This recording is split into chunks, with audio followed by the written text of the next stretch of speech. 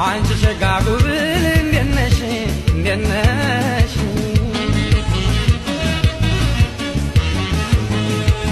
ዓለም ሸጋዬ ሆይ እንዴት ነሽ እንዴት ነሽ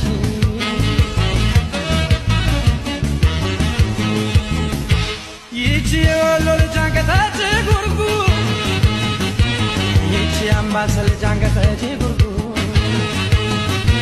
መንገዱን አሰላሰለች በዱ መንገዱን አሰላሰዳኛለች በዱ ወሎ ሜዴኔውን ያስላችርሽ